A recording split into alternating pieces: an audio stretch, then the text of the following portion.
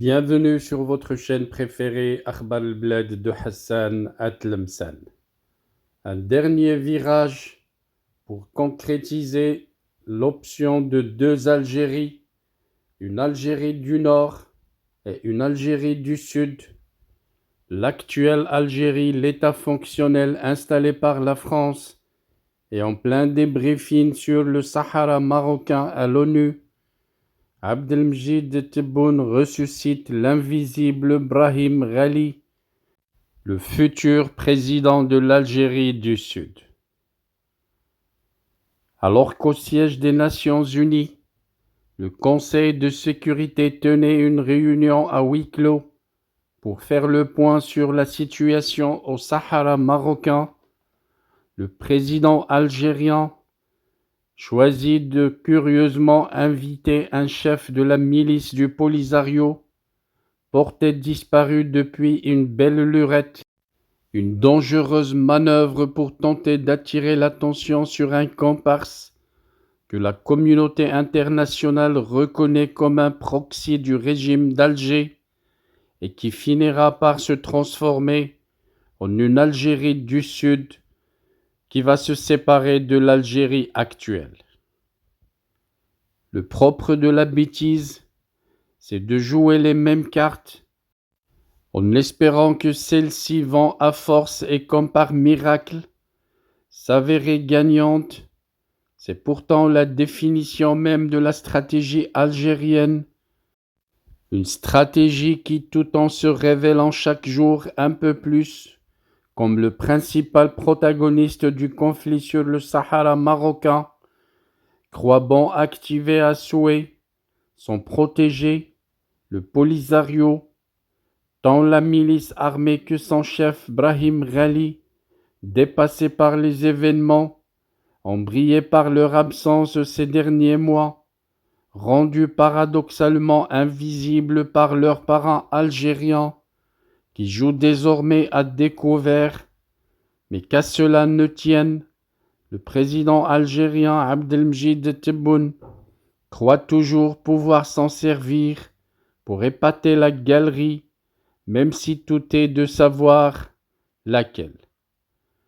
Ainsi, le président algérien, qui compte ses alliés sur le bout d'un doigt, son homologue tunisien Kais Saïd vassalisé, fait de nouveau appel au chef du proto-État uniquement pour le simple effet d'annonce. Dans une dépêche on ne peut plus laconique, l'agence officielle algérienne se limite à annoncer que le président de la République, M. Abdelmjid Tebboune, a reçu hier à Alger le président de la République arabe sahraoui démocratique et secrétaire général du Front Polisario, M. Brahim Ghali. Pour les enjeux stratégiques et autres agendas chargés d'une telle rencontre, combien décisive, il faudra repasser. Absolument rien n'est dit sur le sujet. On reviendra néanmoins que la réception a eu lieu en présence du chef d'état-major, Saïd Chengriha, et du directeur de cabinet de Tebboune, Boualem Boualem. Notons également que l'invitation est ordonnée, exécutée, le jour même où se tient la séance du débriefing, le débriefing à huis clos au Conseil de sécurité sur le Sahara, une réunion pendant laquelle les États membres prendront acte des exposés de l'envoyé personnel du secrétaire général des Nations Unies, Staffan de Mistura, et du représentant spécial pour le Sahara et chef de la MINURSO Alexander Evenko. Staffan de Mistura devrait y rendre compte de l'évolution du conflit et de la série de consultations qu'il a menées auprès de l'ensemble des acteurs concernés. Le rendez-vous se tient cette année en présence de l'Algérie, qui siège depuis janvier 2024 au Conseil de sécurité en tant que membre non permanent, et c'est certainement la raison pour laquelle Abdelmjid Tebboune a dépêché son ministre des Affaires étrangères, Ahmed Attaf, à New York ce mardi même. Officiellement, cette visite de travail a pour but de participer à une série de réunions ministérielles sur la question palestinienne. Le timing laisse cependant perplexe. La vérité est ailleurs. Le débriefing Attaf veut en être, mais tout est de savoir quelle sera sa réaction quand on sait que l'enjeu de cette réunion est justement de savoir comment amener toutes les parties à la table des négociations, soulignait l'instance onusienne dans un communiqué. Pour la 3e année consécutive, le Conseil de sécurité n'a eu de cesse de sommer l'Algérie de participer au processus des tables rondes. Le dernier rappel en date est d'ailleurs formalisé dans sa résolution 2703, qui a été adoptée le 30 octobre 2023 avec 13 voix pour et 2 abstentions.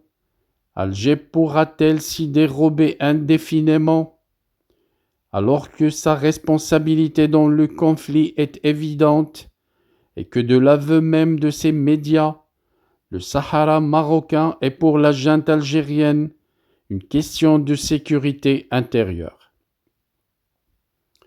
Qu'est-ce qui empêche donc Alger de prendre part au processus onusien au lieu de tourner en rond, déployant le tapis rouge au chef d'une dénommée Razd, qui n'a ni peuple, ni État, ni monnaie, et qui survit grâce à la dilapidation de l'argent du peuple algérien, qui fait la queue pour des produits de première nécessité, et prie le ciel chaque matin pour que des gouttes d'eau sortent du robinet, le tout dans un pays dit pétrolier qui risque de se scinder en Algérie du Nord et Algérie du Sud.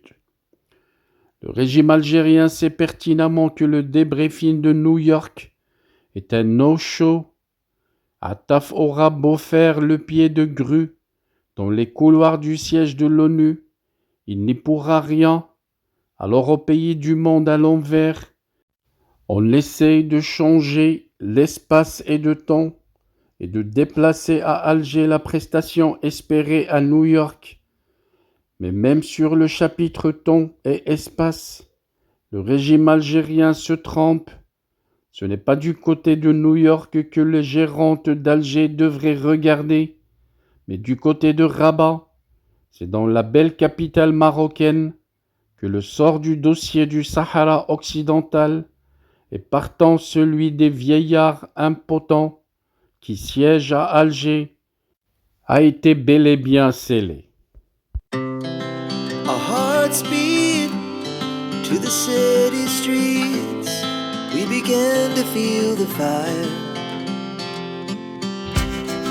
We rise like tall buildings as the chemicals, they take us higher. The night's young and it's just begun as she puts her hand in mine.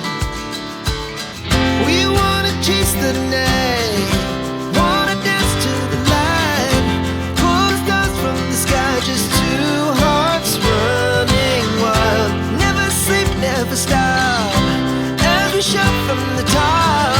We're gonna be two hearts running wild.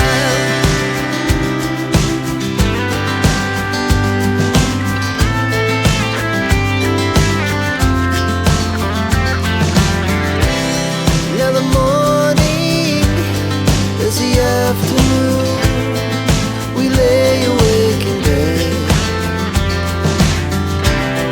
The glass so loud as the hours pass.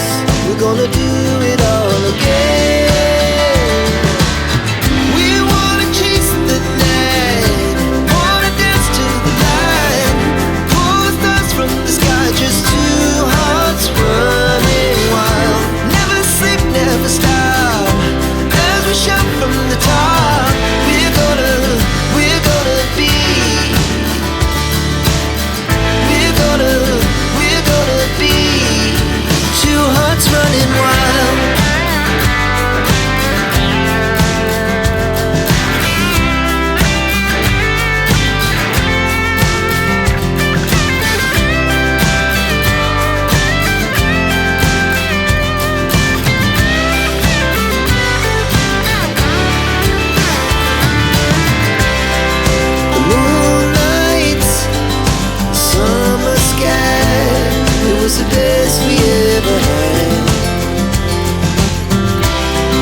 stay young forever. We'll never have regrets.